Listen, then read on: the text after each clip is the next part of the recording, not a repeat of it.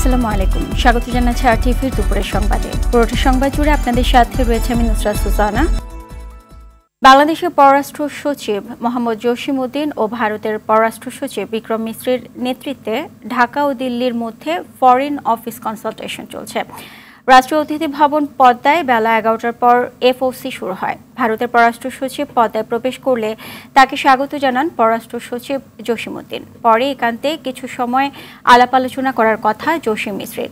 এরপর এফওসিতে বসে উভয় পক্ষ। বৈঠকে উভয় পক্ষে রাজনৈতিক দূরত্ব কমানোর বিষয়ে জোর দেবে।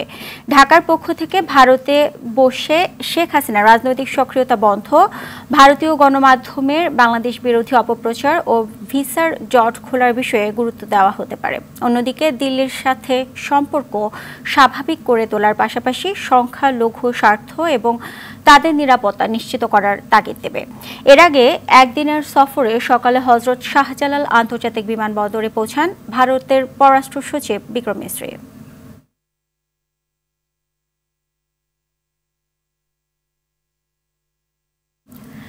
দর্শক, এই মুহূর্তে রাষ্ট্রীয় অতিথি ভবন পদ্মা থেকে সরাসরি যোগ দিচ্ছেন সহকর্মী শাকিলা করিম। শাকিলা, দুদেশের পররাষ্ট্র সচিব পর্যায়ের বৈঠক এই মুহূর্তে কোন পর্যায়ে আছে এবং আলোচনায় কোন কোন দিক গুরুত্ব পাচ্ছে?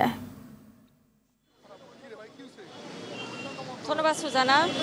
এই বৈঠকটি বেলা 11টায় শুরু হয়েছে, যেমনটি আগের সংবাদে বলেছিলাম, এবং 11টা থেকে এখনো পর্যন্ত বৈঠক চলছে। ঠিক কতক্ষণ নাগাদ শেষ হবে এমন কোনো তথ্য আমাদের কাছে নেই। তবে এই বৈঠকের পরে কিন্তু বাংলাদেশ যে এখন বর্তমান যে পররাষ্ট্র উপদেষ্টা রয়েছেন তিনি কিন্তু তার সঙ্গে কিন্তু একটি বৈঠক অনুষ্ঠিত হবে পররাষ্ট্র মন্ত্রণালয়, এবং তারপরে কিন্তু আনুষ্ঠানিকভাবে খুব ছোট্ট করে একটি ব্রিফিং দিবেন পররাষ্ট্র উপদেষ্টার পক্ষ থেকে, বা ওখান থেকে কোনো একজন মুখপাত্র হয়তো বা একটি ব্রিফিং আমাদের কাছে দিবেন যে কি কি বিষয় আসলে তাদের সাথে আলোচনা হয়েছে। এবং আজকের এই যে সম্পূর্ণ সব থেকে বড় যে আলোচ্য বিষয় যে অন্তর্বর্তী সরকার গঠনের পর ভারত থেকে এই প্রথম একজন উচ্চ পর্যায়ের কর্মকর্তা এসেছেন, এবং তার সঙ্গে কূটনৈতিক সম্পর্ক স্বাভাবিক করার জন্য কিন্তু এই বৈঠকটি খুব গুরুত্বপূর্ণ ছিল। এবং এই বৈঠকের মাধ্যমে হয়তো বা ভারত বাংলাদেশের যে একটি শীতল সম্পর্ক চলছে এটি হয়তো স্বাভাবিক হতে পারে, এমনটা কিন্তু আশা করা হচ্ছে। তবে আপনাকে একটু জানিয়ে রাখি যে অন্তর্বর্তীকালীন সরকার গঠনের পর থেকে কিন্তু এই সম্পর্ক দিন দিন খারাপ হওয়ার পথেই চলছে, এবং এখনো পর্যন্ত কিন্তু সেই পর্যায়েই রয়েছে, এবং সেই পথে কিন্তু ভারত হাঁটছে। বারবার পররাষ্ট্র মন্ত্রণালয় থেকে কিন্তু তাদেরকে সাবধান করা হয়েছে, বলা হয়েছে, প্রতিবাদ জানানো হয়েছে। ভারতের মিডিয়াগুলোতে যেসব মিথ্যা তথ্য এবং উস্কানিমূলক যে সমস্ত সংবাদ প্রচার করা হচ্ছে সেগুলোর কারণে কিন্তু দিন দিন আসলে এই সাম্প্রদায়িক দাঙ্গা বাড়ছে। তারা যে এই ধরনের প্রসঙ্গ যে বারবার টেনে আনছে এগুলো কিন্তু আসলে কোনো দেশের জন্য কিন্তু কাম্য নয়। যেহেতু ভারত আমাদের নিকটতম প্রতিবেশী এবং ভারতের সঙ্গে আমাদের ব্যবসা বাণিজ্য থেকে শুরু করে অনেক ক্ষেত্রেই কিন্তু আমরা ভারতের সাথে ওতপ্রোতভাবে জড়িত। তো এমন একটি জায়গায় দাঁড়িয়ে ভারতের সঙ্গে যদি সম্পর্কটা নষ্ট অবস্থায় থাকে, যদি খারাপ অবস্থায় থাকে, তাহলে কিন্তু আসলে উভয় দেশের জন্যই বলা চলে বেশ খারাপ। তো এই খারাপ সম্পর্কটাকে, এই যে একটি তেতো ধরনের সম্পর্ক, এই সম্পর্কটাকে স্বাভাবিক করার জন্য কিন্তু এই বৈঠককে কিন্তু খুব গুরুত্বের সাথে দেখা হচ্ছে, এবং এই বৈঠকের পরবর্তীতে হয়তো আমরা জানতে পারবো যে বৈঠকে কি কি বিষয় আলোচনা হয়েছে। তবে আশা করা হচ্ছে যে এই বৈঠকের পরবর্তীতে আমরা হয়তো জানতে পারবো যে সম্পর্কটি আসলে কোন পর্যায়ে যাচ্ছে, বা কি বিষয়, কি বৃত্তান্ত, কি হতে যাচ্ছে। তো এই ছিল আমার কাছে সর্বশেষ। সুজানা। শাকিলা, আপনাকে ধন্যবাদ। ভারতীয় আগ্রাসনের বিরুদ্ধে 11 December Dhaka to Agartala long march কর্মসূচির ঘোষণা দিয়েছে বিএনপির 3 সংগঠন, জাতীয়তাবাদী যুবদল, স্বেচ্ছাসেবক দল এবং ছাত্রদল। 11 ডিসেম্বর সকাল 8টায় বিএনপির নয়াপল্টন কেন্দ্রীয় কার্যালয়ের সামনে থেকে আগরতলা অভিমুখে এ লং মার্চ শুরু হবে। সকালে দলটির কেন্দ্রীয় কার্যালয়ে সংবাদ সম্মেলনে এ কর্মসূচির ঘোষণা দেন যুবদল সভাপতি আব্দুল মোনায়েম মুন্না। এ সময় তিনি বলেন, ভারত দাঙ্গা প্রবণ রাষ্ট্র।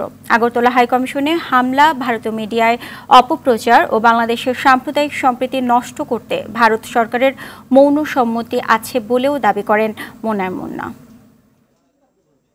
11 তারিখে লং মার্চও আমাদের এই 3টি অঙ্গ সংগঠন, যুবদল, স্বেচ্ছাসেবক দল, ছাত্রদলের সমন্বয়ে আমরা ইনশাল্লাহ করব। এখানে আমরা 8টায় জমায়েত হব ইনশাল্লাহ। এরপর হয়তো 8:30 9টার মধ্যেই আমরা রওনা হব। প্রধান উপদেষ্টা ডক্টর মোহাম্মদ ইউনূসের সঙ্গে আজ ঢাকায় বৈঠক করছেন ইউরোপীয় ইউনিয়ন ইউর 27 দেশের রাষ্ট্রদূত। ইউরোপীয় ইউনিয়নের সব সদস্য রাষ্ট্রের রাষ্ট্রদূত একত্রিত হয়ে সরকার প্রধানের সঙ্গে আলোচনার উদ্যোগ এবারই প্রথম। এ বৈঠক বাংলাদেশ ও ইইউ এর সম্পর্ক আরও সুসংহত করবে বলে আশা করা যাচ্ছে। সহযোগিতার নতুন ও সম্ভাবনাময় ক্ষেত্রসমূহ এলডিসি উত্তরণ পরবর্তী জিএসপি প্লাস বাণিজ্য সুবিধাদি, জলবায়ু পরিবর্তনে সৃষ্ট অস্তিত্ব সংকট মোকাবেলা, দ্রুত রোহিঙ্গা প্রত্যাবাসন বাস্তবায়ন এবং সর্বোপরি একটি টেকসই ভবিষ্যৎ বিনির্মাণে উভয়ের অঙ্গীকার ও করণীয় সম্পর্কে আলোচনা হতে পারে বৈঠকে। অবাক করা কল্পনা শক্তির জোরেই শত প্রতিবন্ধকতা সত্ত্বেও বেগম রোকেয়া প্রতিবাদী নারী হয়ে উঠেছিলেন। তার কাছ থেকে উদ্বুদ্ধ হয়ে সবাইকে নিজেদের কল্পনা শক্তি বাস্তবে রূপ দেওয়ার আহ্বান জানিয়েছেন প্রধান উপদেষ্টা ডক্টর মোহাম্মদ ইউনূস। সকালে উসমানী স্মৃতি মিলনায়তনে বেগম রোকেয়া দিবস ও পদক প্রদান অনুষ্ঠানে তিনি আহ্বান জানান, বেগম রোকেয়ার স্বপ্নকে উপজীব্য করে প্রতি বছর মানুষের কল্পনাকে স্বীকৃতি দিতে প্রতিযোগিতা আয়োজনের আহ্বান জানান তিনি। এমনটি হলে কল্পনা করার উৎসাহ দেশ জুড়ে সৃষ্টি হবে বলে মনে করেন প্রধান উপদেষ্টা। সুলতানের স্বপ্ন যেটা রোকেয়া দেখে গেছেন, সেই সিরিজটাকে কন্টিনিউ করা এবং প্রতি বছর এই উৎসবে ওই দিন একটা পুরস্কার দেওয়া, যার চিন্তা সবার চেয়ে সুন্দর চিন্তা করেছে, অদ্ভুত প্রচন্ড রকমের চিন্তা করেছে, যাতে করে আমরা উদ্বুদ্ধ করি সবাইকে। সারা দেশব্যাপী এটা প্রতিযোগিতা হবে। এবার সুলতানের স্বপ্ন 2024 কে পাবে। দ্রুত সময়ের মধ্যে দুর্নীতি দমন কমিশন গঠন করা হবে বলে জানান আইন উপদেষ্টা ডক্টর আসিফ নজরুল। আন্তর্জাতিক দুর্নীতি বিরোধী দিবসে দুদকের আলোচনায় তিনি বলেন, সাবেক প্রধানমন্ত্রী শেখ হাসিনা দুদককে দাসে পরিণত করেছিল। দুদক সংস্কার কমিশনের প্রধান ডক্টর ইফতেখারুজ্জামান জানান, সংস্কার কাজ করতে গিয়ে বিভিন্ন সরকারি প্রতিষ্ঠান ও দুদকের দুর্নীতির ভয়াবহ চিত্র ধরা পড়েছে। সাঁড়াশি অভিযান ছাড়া কোনো উপায় নেই। আতিকা রহমানের রিপোর্টে দেখুন বিস্তারিত।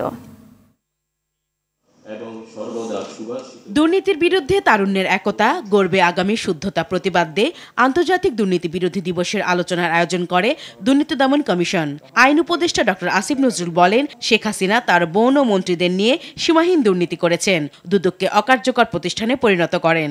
আমরা দেখলাম একটা বেহায়া প্রধানমন্ত্রী, তার পিয়ন 400 কোটি টাকার মালিক হয়েছে, এটা হাসতে হাসতে জাতির সামনে বলছে। শেখ হাসিনার ক্যাশিয়ার কি, রেহানার ক্যাশিয়ার কি?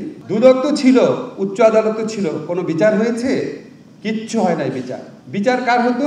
খালেদা জিয়ার বিচার। 3 কোটি টাকা একটা জায়গায় রেখেছে প্রক্রিয়াগত ভুলের জন্য, একটা টাকা সেখান থেকে কেউ আত্মসাৎ করে নাই। চোর প্রধানমন্ত্রী, যার পুরা পরিবার ছিল চোর, সে সারা দেশে বলে বেড়াতো এতিমের টাকা নাকি খালেদা জিয়া আত্মসাৎ করেছে।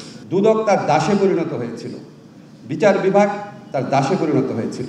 তিনি জানান, সরকার অল্প সময়ের মধ্যে দুর্নীতি দমন কমিশন নিয়োগ দেবে।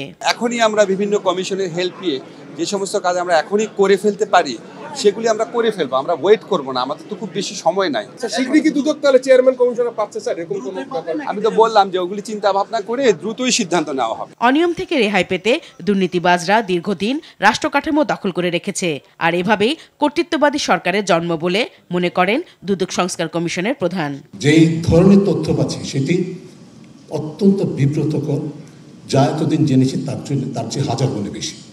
অনিয়ম, অনাচার, বৈষম্য, দুর্নীতি দমন কমিশনের স্বাভাবিক এই প্রতিষ্ঠানকে ঢেলে সাজানো, সাঁড়াশি অভিযান ছাড়া কোনো উপায় নেই। আমাদের তরুণদের স্বপ্ন যদি বাস্তবায়ন করতে হয়, এছাড়া কোনো বিকল্প নাই। সকালে সেগুনবাগিচায় দুদক কার্যালয়ের সামনে মানববন্ধন করে দুদকের কর্মকর্তা ও কর্মচারীরা। দুদক সচিব বলেন, জুলাই আগস্ট গণ অভ্যুত্থানের পর নতুন বাংলাদেশে তারুণ্যের একতার মধ্য দিয়েই দুর্নীতি রোধ করা সম্ভব। কমিশন পর্যায়ে যে কার্যক্রমগুলি করার কথা, সেই কার্যক্রম আপনারা যদি বলেন ব্যাহত হচ্ছে, সেইভাবে আমি বলবো ব্যাহত ঠিক নয়, কার্যক্রম চলছে। কার্যক্রমগুলি সম্পূর্ণ প্রক্রিয়া করে রাখা হয়েছে। কমিশন আসা মাত্রই সেগুলোকে সঠিকভাবে সিদ্ধান্ত দেওয়া হবে। দুদক সংস্কার কমিশন আগামী মাসের মধ্যে তাদের প্রতিবেদন সরকারের কাছে জমা দেবে। আতিকা রহমান, RTV, ঢাকা। জয় বাংলাকে জাতীয় স্লোগান ঘোষণা করে হাইকোর্টের দেওয়া রায় স্থগিত চেয়ে আবেদনের শুনানি হবে আপিল বিভাগের পূর্ণাঙ্গ বেঞ্চে। আজ আপিল বিভাগের জ্যেষ্ঠ বিচারপতি মোহাম্মদ আশফাকুল ইসলামের নেতৃত্বাধীন 3 বিচারপতির আপিল বেঞ্চ এ আদেশ দেন। আদালতে বিষয়টি শুনানির জন্য উপস্থাপন করেন অতিরিক্ত অ্যাটর্নি জেনারেল ব্যারিস্টার অনিক আর হক। তখন আপিল বিভাগ বলেন এই বিষয়টা আপিল বিভাগের পূর্ণাঙ্গ বেঞ্চে শুনানি হবে। এর আগে গত 2 ডিসেম্বর জয় বাংলাকে জাতীয় স্লোগান ঘোষণা করে হাইকোর্টের দেওয়া রায় স্থগিত আবেদন করে রাষ্ট্রপক্ষ। 2020 সালের 10 মার্চ জয় বাংলাকে জাতীয় স্লোগান ঘোষণা করে রায় দেন বিচারপতি FRM নাজমুল আহসান ও বিচারপতি KM কামরুল কাদেরের সমন্বয়ে গঠিত হাইকোর্ট বেঞ্চ। বাংলায় দেওয়া রায়ের আদেশের অংশে আদালত বলেন, আমরা ঘোষণা করছি যে জয় বাংলা বাংলাদেশের জাতীয় স্লোগান হবে। এদিকে শাহবাগ থানার শিক্ষার্থী মানিক হত্যা মামলায় সাবেক আইসিটি প্রতিমন্ত্রী জুনায়েদ আহমেদ পলকের 3 দিনের রিমান্ড মঞ্জুর করেছে আদালত। রাষ্ট্রপক্ষের আইনজীবী ওমর ফারুকি এ তথ্য নিশ্চিত করে বলেন, একই আদালতে পল্টন থানার যুবদল নেতা শামীম হত্যা মামলায় সাবেক সচিব শাহ কামালকে 2 দিনের রিমান্ড দেওয়া হয়েছে। এছাড়া বিভিন্ন থানার মামলায় সাবেক খাদ্যমন্ত্রী অ্যাডভোকেট কামরুল ইসলাম, রাশেদ খান মেনন, ডিবির সাবেক কর্মকর্তা মশিউর রহমান ও গাজীপুরের সাবেক মেয়র আসাদুর রহমানকে নতুন করে গ্রেপ্তার দেখানো হয়েছে বলে জানান অ্যাডভোকেট ফারুকি। হাসিনার অন্যতম সহযোগী সাবেক অবৈধ মন্ত্রী জুনায়েদ আহমেদ পলক বিগত দুই পক্ষের শুনানির পর তার বিরুদ্ধে 3 দিনের রিমান্ড মঞ্জুর করেন এবং তাকে তদন্তকারী কর্মকর্তা হেফাজতে প্রদান করেন। আইন শৃঙ্খলা বাহিনীকে তেলবাজি বন্ধ করতে হবে এবং সাদা পোশাকে কাউকে গ্রেফতার করা যাবে না বলে জানিয়েছেন স্বরাষ্ট্র উপদেষ্টা অবসরপ্রাপ্ত লেফটেন্যান্ট জেনারেল জাহাঙ্গীর আলম চৌধুরী। বেলা 11টায় খুলনা জেলা শিল্পকলা একাডেমি অডিটোরিয়ামে আইন শৃঙ্খলা বাহিনী ও বিভিন্ন অধিদপ্তরের কর্মকর্তাদের সঙ্গে মত বিনিময় সভায় তিনি কথা বলেন। এ সময় কোনো রাজনৈতিক দলকে বাড়তি সুযোগ না দেওয়ার জন্য আইন শৃঙ্খলা বাহিনীর প্রতি নির্দেশনা দেন তিনি। অনেক ভুয়া মামলা হচ্ছে উল্লেখ করে স্বরাষ্ট্র উপদেষ্টা বলেন, এসব মামলাকারীদের বিরুদ্ধে ব্যবস্থা নেওয়া হবে। দোষী কাউকে ছাড় দেওয়া হবে না এবং নিরপরাধ কাউকে গ্রেফতার করা হবে না। যদি বন্ধ না করতে পারেন সমাজের কোনো পরিবর্তন হইব না। এই চুল কাইটা ভালায় নাউডা হয়ে লাভ হইব না, টুপি মাথায় দিয়েও লাভ হবে না, ওই কি বলে আমাকে এই সে অন্য ধর্মীয় গুরুরা করে যে এইতে কোনো লাভ হবে না যদি আপনার মন মানসিকতা না চেঞ্জ হয়। জুলাই বিপ্লবের পর পুলিশ বাহিনী যে নিষ্ক্রিয় অবস্থানে ছিল তা থেকে পুলিশ বাহিনীর উত্তরণ হয়েছে বলে মন্তব্য করেছেন ডিএমপি কমিশনার শেখ মোহাম্মদ সাজ্জাদ আলী। সকালে ডিএমপি মিডিয়া সেন্টারে পুলিশের বর্তমান অবস্থান নিয়ে এক সংবাদ সম্মেলনে একথা বলেন তিনি। বিগত 15 বছরের সকল পুলিশের বিষয়ে তদন্ত নিশ্চিত করা হবে উল্লেখ করে কমিশনার বলেন, কোনো দুর্নীতিগ্রস্ত পুলিশ সদস্য রেহাই পাবে না। ঢাকাবাসীর সেবায় চাঁদাবাজি ছিনতাই ঠেকাতে পুলিশ বাহিনী সতর্ক অবস্থানে থাকবে বলেও জানান তিনি। জুলাই আগস্টের ঘটনার পরে পুলিশ যে পরিমাণ নিষ্ক্রিয় হয়ে গেছিল সেটা থেকে আমরা অনেকটা কাটিয়ে উঠতে সক্ষম হয়েছি এবং আশা করছি সকলের সহযোগিতায় আমরা অচিরেই ঢাকা মেট্রোপলিটন পুলিশকে সচল করতে সক্ষম হবে, যাতে আর চাঁদাবাজির ঘটনা না ঘটে। চাঁদাবাজির জন্য নিত্যপণ্যের দাম পর্যন্ত বৃদ্ধি পেয়ে যাচ্ছে। তবে এই ব্যাপারে আমি কাজ করতেছি। ঢাকা থেকে বান্দরবান যাওয়ার পথে নারায়ণগঞ্জে হামলার শিকার হয়েছে বৈষম্য বিরোধী আন্দোলনের কেন্দ্রীয় সমন্বয়কদের গাড়িবহর। রাতে ঢাকা চট্টগ্রাম মহাসড়কের মেঘনা সেতু এলাকায় এ ঘটনা ঘটে। সোনারগাঁ থানার ভারপ্রাপ্ত কর্মকর্তা মোহাম্মদ আব্দুল বারী জানান, সমন্বয়কদের 8 জনের একটি দল এক অনুষ্ঠানে অংশ নিতে বান্দরবানের লামায় যাচ্ছিল। রাত 2টার দিকে সেতু এলাকায় ছিনতাইকারীরা গাড়িটির গতিরোধ করে জানালা ভেঙে মোবাইল ফোন ও মানিব্যাগ ছিনিয়ে নেয়। এ সময় তাদের হামলায় সমন্বয়ক রাকিব মোহাম্মদ ও মাহমুদা সুলতানা আহত হয়েছেন। পরে তাদের উদ্ধার করে পুলিশ হেফাজতে নেওয়া হয়। সকালে সমন্বয়কদের একটি দল লামা এবং অন্যরা ঢাকায় ফিরে আসে। ছিনতাইকারীদের ধরতে অভিযান চলছে বলেও জানান তিনি।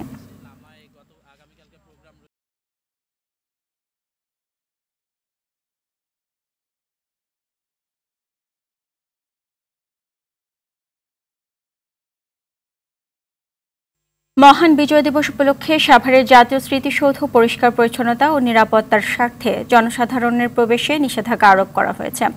সকালে সৌধের মূল ফটকে সংক্রান্ত নোটিশ টানিয়ে দেয় কর্তৃপক্ষ। নোটিশে বলা হয়েছে, মহান বিজয় দিবস 2024 উদযাপন উপলক্ষে স্মৃতিসৌধ পরিষ্কার পরিচ্ছন্নতা ও ভিআইপি নিরাপত্তার জন্য 8 ডিসেম্বর থেকে 15 ডিসেম্বর পর্যন্ত বন্ধ থাকবে। স্মৃতিসৌধের ইনচার্জ ও গণপূর্ত বিভাগের উপসহকারী প্রকৌশলী মিজানুর রহমান জানান, বিজয় দিবসের দিন জাতীয় স্মৃতিসৌধে রাষ্ট্রপতি, প্রধান উপদেষ্টা ও বিদেশি কূটনীতিকরা শ্রদ্ধা নিবেদন করবেন। তাই এটি পরিষ্কার পরিচ্ছন্নতার কাজ চলছে। এ কারণে 8 থেকে 15 ডিসেম্বর পর্যন্ত স্মৃতিসৌধে জনসাধারণের প্রবেশে নিষেধাজ্ঞা জারি করা হয়েছে।